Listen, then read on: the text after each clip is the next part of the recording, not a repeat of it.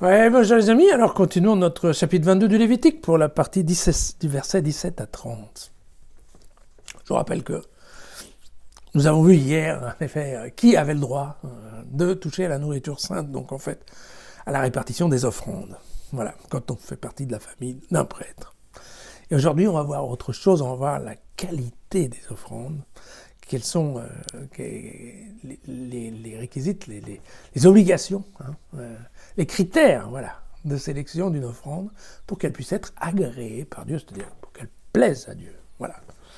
Quand un homme faisant partie de la maison d'Israël ou des émigrés installés en Israël veut apporter un présent en holocauste, comme ceux qu'on apporte au Seigneur à la suite de vœux ou spontanément, eh bien, si vous voulez être agréé, ayez un mâle sans défaut. Tirez des troupeaux de bœufs, de moutons ou de chèvres. Ne présentez aucune bête ayant une tare, car vous ne seriez pas agréé. Quand un homme, en accomplissement d'un vœu ou spontanément présente au Seigneur un sacrifice de paix tiré de gros ou de petits bétail, s'il veut être agréé, l'animal doit être sans défaut, qu'il ne s'y trouve aucune tare, ni cécité, ni fracture, ni amputation, ni verrue, ni gale, ni dartre. Ne présentez pas au Seigneur un animal aux testicules écrasés, broyés, arrachés ou coupés. Ne faites pas cela dans votre pays.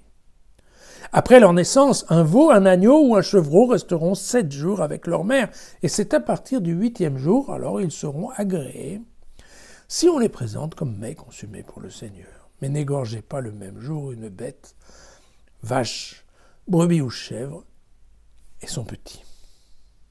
Quand vous immolez au Seigneur un sacrifice de louange, faites-le de manière à être agréé. On le mange le jour même sans rien en laisser pour le lendemain. C'est moi le Seigneur. Celui qui vous a fait sortir du pays d'Égypte, afin que, pour vous, il soit Dieu, c'est moi, le Seigneur.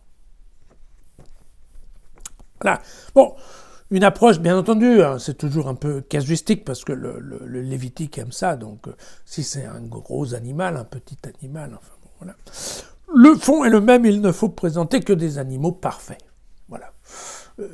On se souvient qu'il faut que les prêtres soient parfaits. Il faut aussi que les offrandes soient parfaites. Donc, voilà.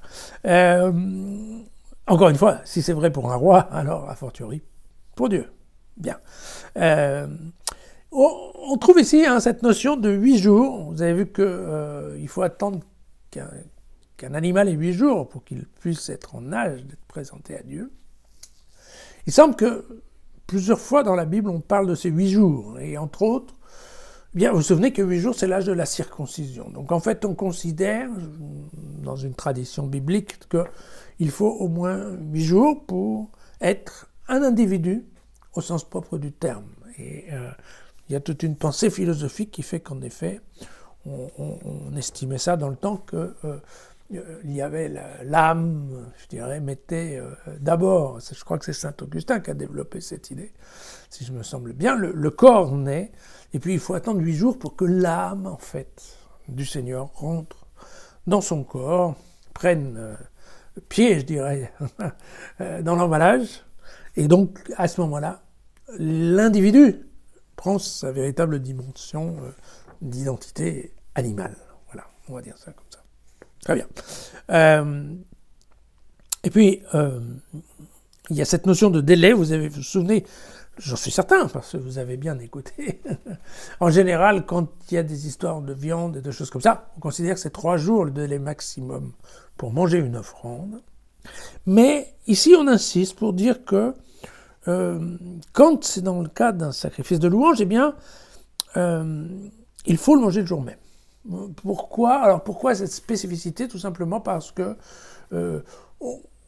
l'idée c'est que, en fait, quand c'est une louange, on va partager le festin, entre guillemets, à la fois, en effet, la personne qui offre, en effet, à la fois le prêtre qui sacrifie, et sa famille, mais aussi avec Dieu. Et donc on considère que ça doit être fait le jour même, de façon à ce qu'il y ait vraiment l'idée d'un repas pris en commun. Voilà, tout simplement. À demain.